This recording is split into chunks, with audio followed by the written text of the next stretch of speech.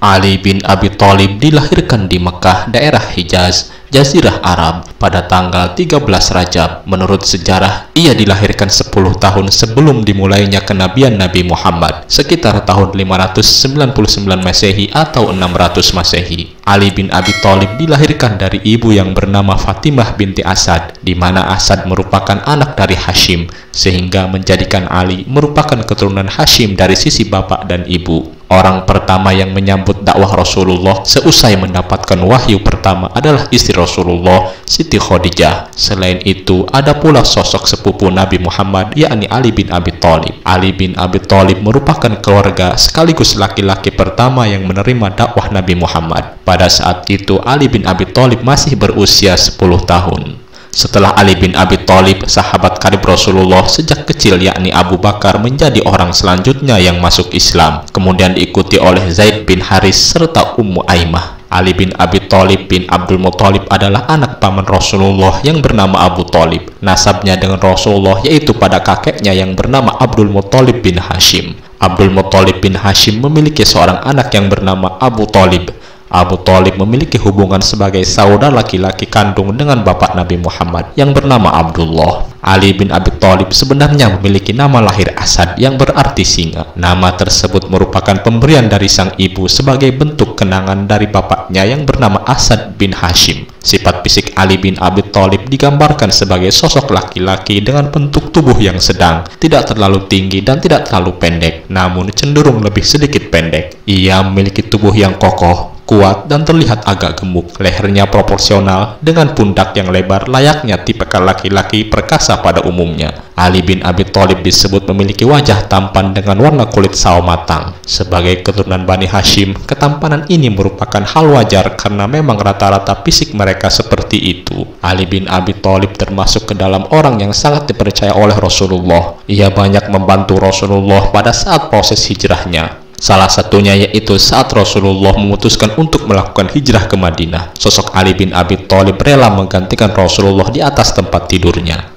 Kaum kafir Quraisy yang pada waktu itu ingin membunuh Nabi Muhammad merasa kecolongan karena mendapati Ali bin Abi Thalib yang tidur dalam ranjang tersebut. Hingga pada akhirnya kaum kafir Quraisy memukulinya dan membawanya ke Masjidil Haram.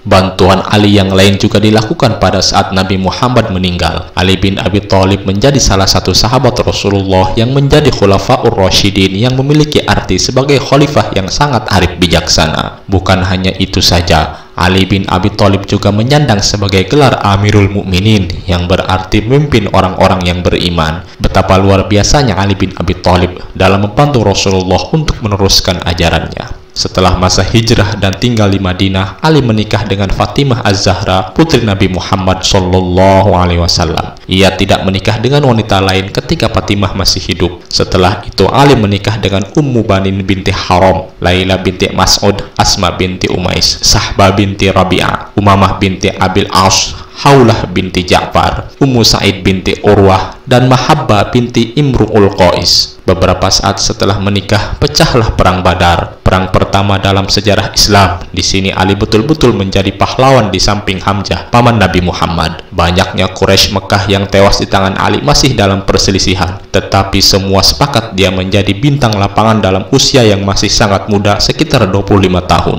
Perang Khandaq juga menjadi saksi nyatanya keberanian Ali bin Abi Thalib ketika memerangi Amir bin Abdi Wud dengan satu tebasan pedangnya yang bernama Zulfikar. Amir bin Abdi Wud terbelah menjadi dua bagian.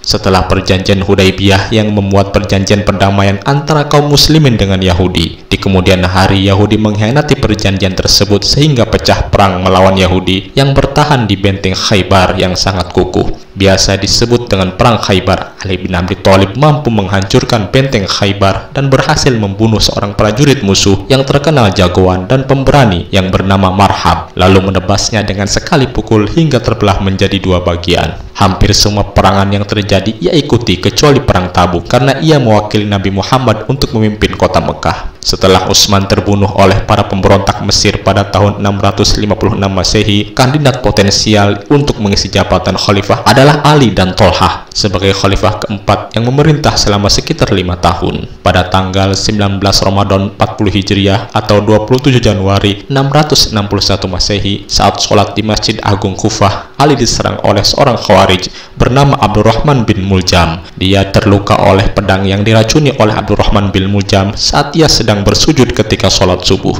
Ali memerintahkan anak-anaknya untuk tidak menyerang orang Khawarij tersebut. Ia malah berkata bahwa jika dia selamat, Abdurrahman bin Muljam akan diampuni, sedangkan jika dia meninggal, Abdurrahman bin Muljam hanya diberi 1 pukulan, yang meninggal 2 hari kemudian pada tanggal 29 Januari 661 Hijriah.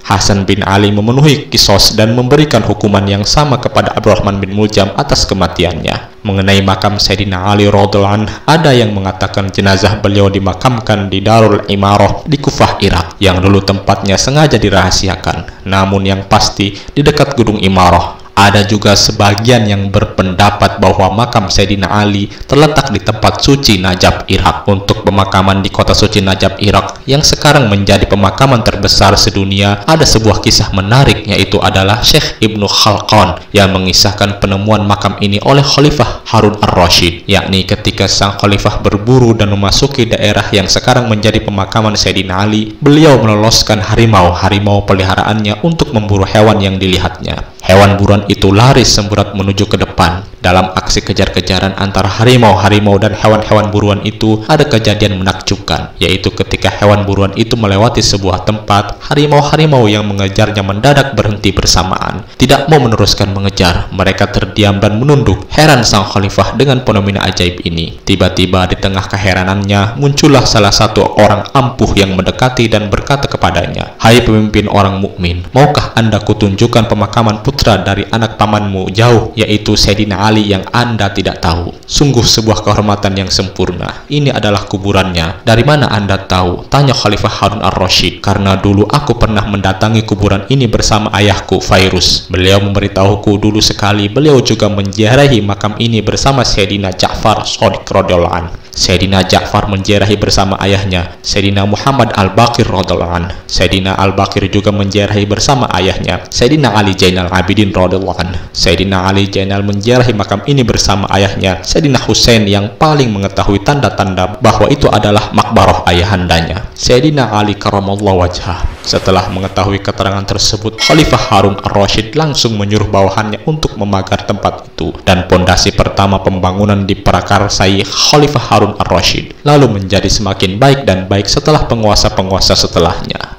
Itulah tadi sejarah singkat mengenai kisah Sayyidina Ali bin Abi Thalib radhiyallahu anhu. Semoga bermanfaat. Assalamualaikum warahmatullahi wabarakatuh.